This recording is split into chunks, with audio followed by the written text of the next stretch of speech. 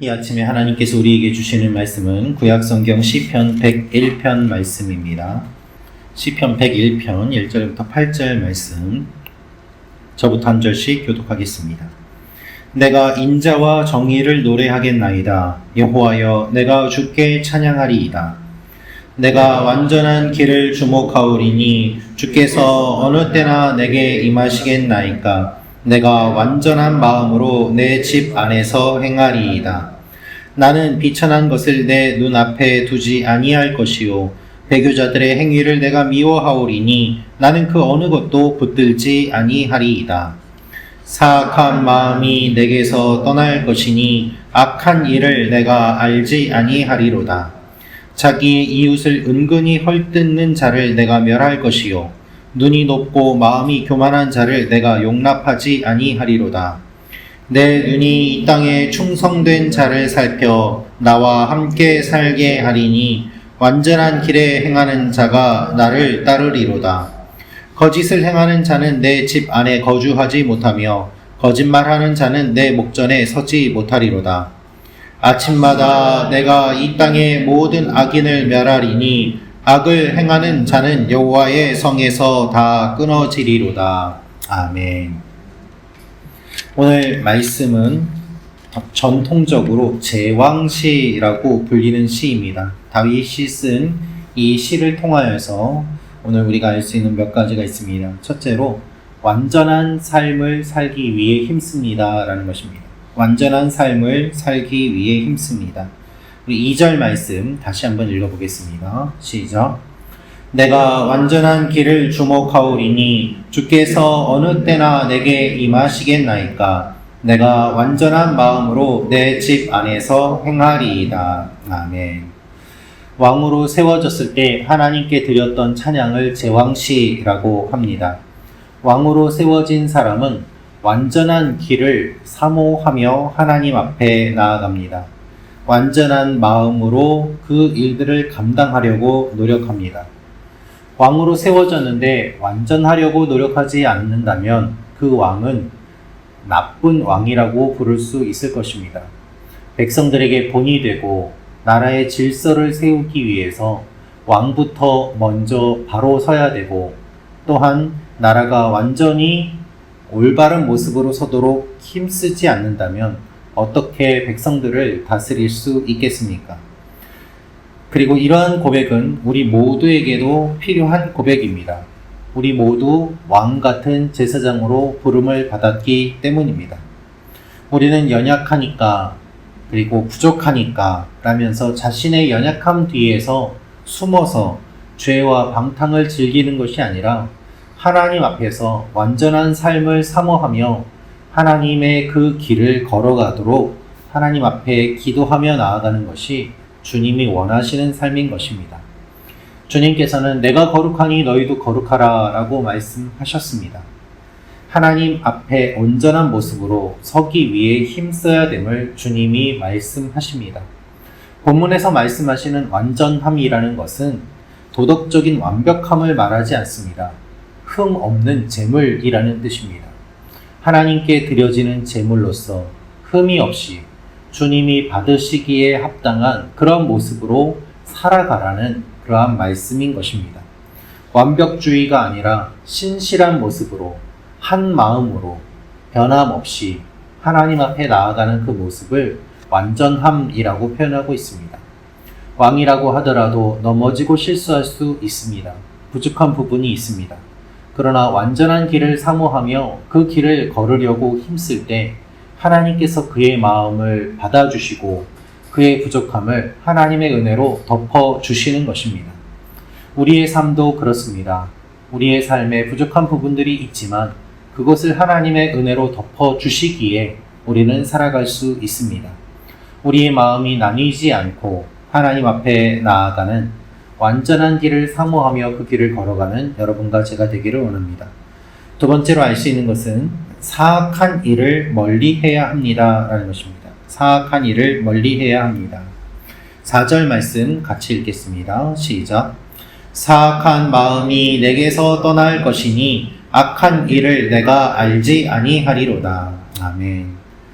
본문에 사악하다는 말은 굽었다는 말입니다.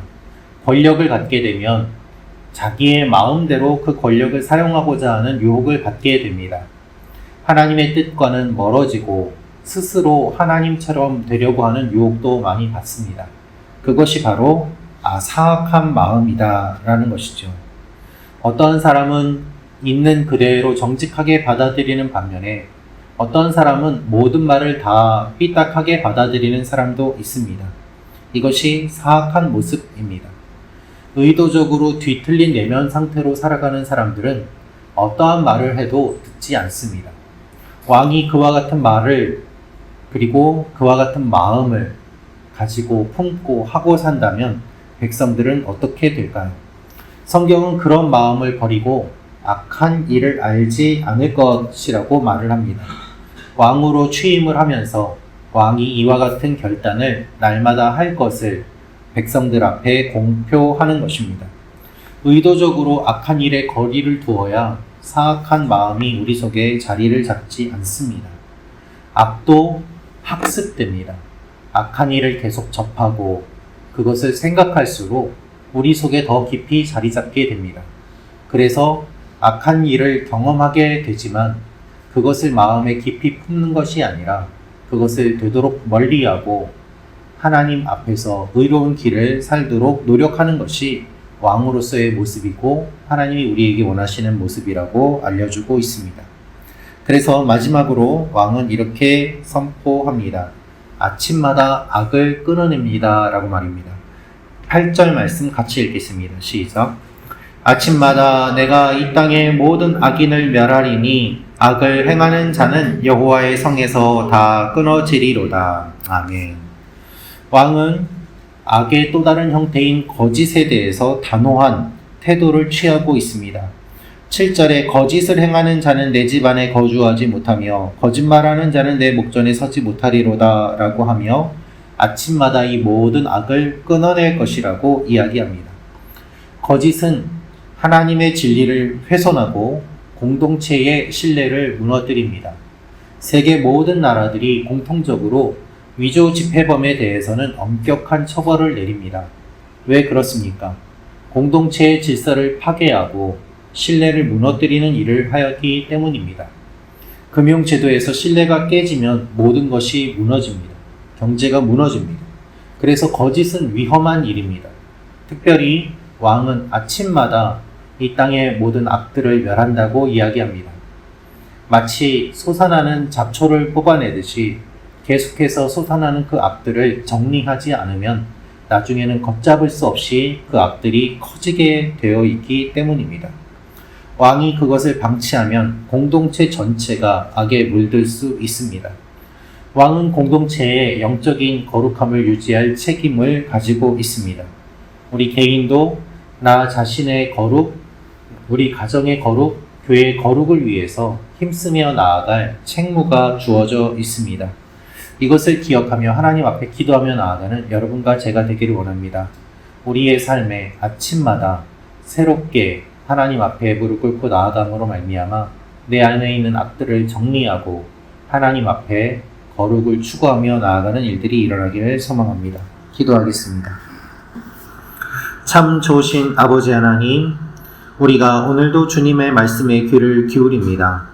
하나님, 우리 교회 공동체 가운데, 우리 가정 가운데, 우리가 사는 이 사회 가운데 악이 뿌리 내리거나 퍼지지 못하도록 주님께서 지켜주시고 우리가 악을 미워하고 완전한 길을 걸어가도록 우리의 마음이 신실하게 하나님께만 향하는 삶이 되게 도와주시옵소서.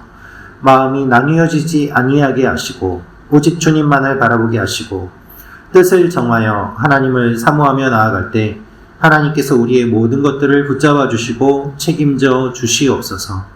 주님, 특별히 내일 예배를 위하여 기도합니다. 우리 교회가 예배 공동체가 되게 하시고 예배를 통하여 주님을 만나게 하시고 어렵고 힘든 주의 백성들 예배를 통하여 회복되게 하시며 하나님이 우리 가운데 살아계심을 경험함으로 말미암아 우리의 모든 막혔던 문제들이 풀리고 살아계신 하나님께 다시 한번 마음을 붙잡아 매며 집중하며 나아가는 한 주가 되도록 붙잡아 주시옵소서.